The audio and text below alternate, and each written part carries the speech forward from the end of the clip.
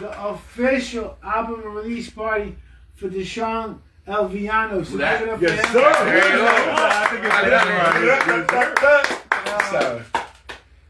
him. Let me tell you something about El Villano, the villain. I don't know where that name comes from because he's a pussycat. There's no villain to him. But his new album is called Soñando. Soñando. You see, this is the Spanish segment of the show. And it's Deshaun Villano, and his music on the flyer.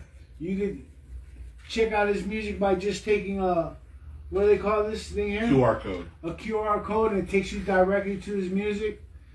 We're gonna be celebrating his newest album. Yeah. And I wanted to ask him because he always does interviews, but when did you start making music?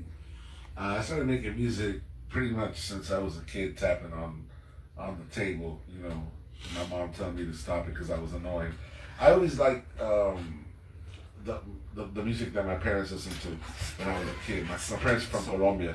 There's a lot of salsa, merengue, vallenato and shit in the house. And that's the music I liked as a kid. But I'm the youngest, so watching my older siblings grow up listening to hip hop, I wanted to listen to that. You know what I mean? And then looking at, I grew up in that era of the 80s. Like my first albums were like Beastie Boys, License to Ill, Run DMC, Raising Hell, MC, Ice-T Power. Those were like my first albums. You know what I'm saying? So I grew up like looking on the TV, like people breakdancing and wearing Adidas and shit, and that shit was just like, bro, that's what I want to do. And that's kind of how I started like getting into it. Just the music was always in my family. But hip hop was like, I was at home with hip hop. How many albums do you have? Because let me tell you something. Like when I was talking to you earlier, I was telling you there's a lot of bands that I couldn't. That's why I asked for an MP3. Send me an MP3. Yeah. We couldn't find their music. Right. And they it's on YouTube. It's on But no, it's not released properly. Right. It's not released by TuneCore or by Apple Music. Yeah. Like my music, just put Oski Foundation where to buy, it'll take you to 5 different places. Right. And they all basically got it for an album's $9, a single is 99 cents. Right. So, how many albums? Because when I go to tag your music, there's so much music. Yeah, I mean, how many albums do you have? So, albums I have about, I want to say something like, probably like 5 or 6 albums, right? Right. So how many songs do you have? But that's the thing. Out released properly. So I have probably like close to 200 songs out because what I did last year was I released a new song every Friday last year. So yeah, I put out, and then one of those actually 2 of those Fridays I put out EPs. So I mean, like it wasn't just a song for that Friday. It was like a whole album for that Friday. So I put out last year close to like 70 songs last year. And then previously, the thing was that I put out my first album in 2006 at Disco Verde. This year is the 20th anniversary of that album, which I'm later this year gonna put out a 20th anniversary edition of it in Disco Verde. But I went 9 years without putting out music. At the end, what it resulted was I got my my distribution deal in 2015, and it was my opportunity to like put out music and own everything, because I had already gotten my publishing company. I already got my publishing as a writer. I had gotten like all these little things in line. And when that distribution deal came, I was able to monetize the music like I had never done it before, because I had put out that album through that first album through CD Baby, but I had to send in 20 physical copies of the CD, and then they were kind of the first people putting MP3s out in that time. fast forward to 2015, I'm putting out my music on my own, but now I need to like convince people to buy my shit, you know, which wasn't easy. You know, I spent like 4 or 5 years in the red putting out stuff, you know what I mean? But it was just the fact that like staying consistent and staying consistent and promoting and putting out stuff. Eventually, like I put out something and it caught on a little bit and a little bit more and then a little bit more. By the time I met you in 2020, this was 2020, right? Right after the 2021, right after the whole COVID shit, you had that Winwood Fest thing going.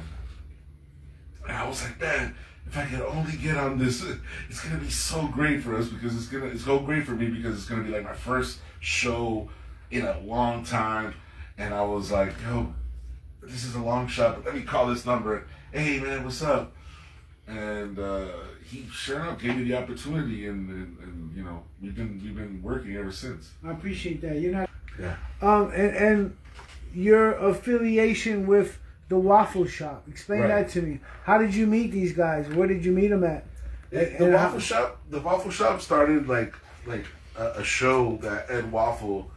Shout out to Ed Waffle. He was doing that at this place called Miami. Thank you, Miami. I don't know if you guys are familiar with Thank You, Miami. Yeah. It's a little spot over there in Flagler. Very cool little Havana. Very cool spot. I love that spot.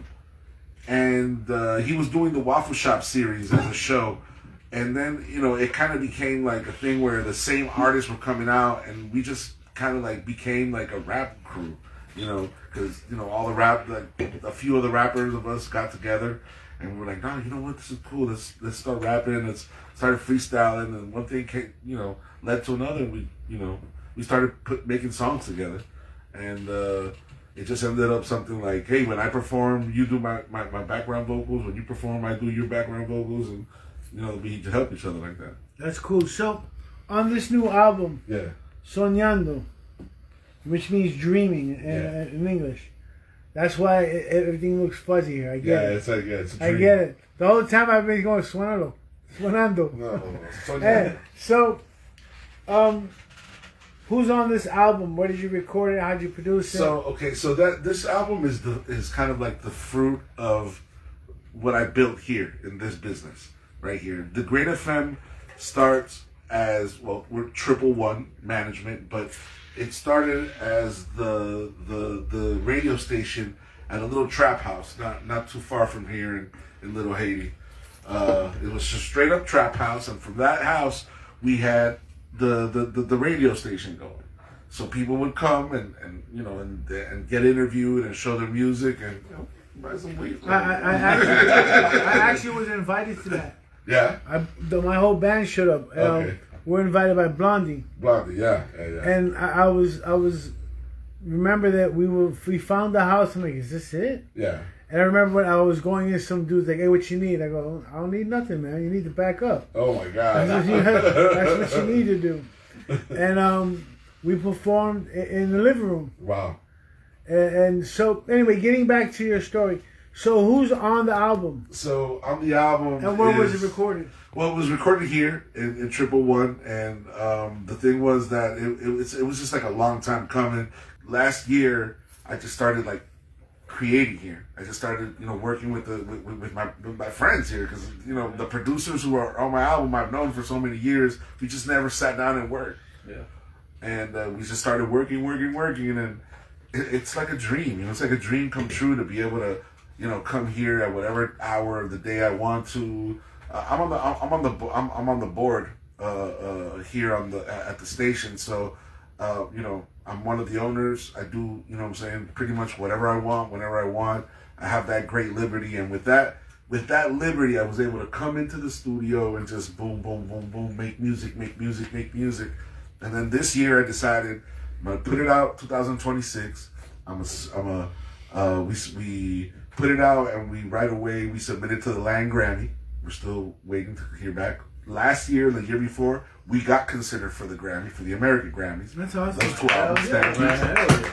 And you know, we're building that whole thing. You know, hopefully one day we'll win a Grammy. But till then, we're still submitting every year, and you know, this is our 3rd year. Actually, this is my 1st year in the Latin Grammy submission. So you know, I'm very proud of it. You know, I feature the guys, guys from here. Flame the Sauce, he's one of the main guys here at 111 Management. He's featured there. The Waffle Shop crew, of course, they're featured. Willie T is featured. He's also from 111, and then all the producers, 2K, Lou Hound, Young Stilo. They're all here. Tilla Mendez produced a track for the album, and so did Iman. He also produced a track for the album, so big shout out to them. And like I said, it's like a dream come true to be able to work, So to work and do something. So at the Super Summer Jam, what time are you going on? Going on at 10 sharp. So what can we expect? What kind of a show? What can we expect? You expect me to be extremely nervous. No. I can never get over that. I've been performing since I was, a young kid. I've always gotten nervous, but it's a good nervousness to go up on stage and, For sure. you know what's coming, and you just let's go, let's live in this moment, and that's what I just live that moment. That's what I do. It's weird because, like, for me, when I'm on stage, I feel comfortable. Like Once I grab the mic and open my mouth, yes. But every moment up to there is like, nerves, anxiety. Well, one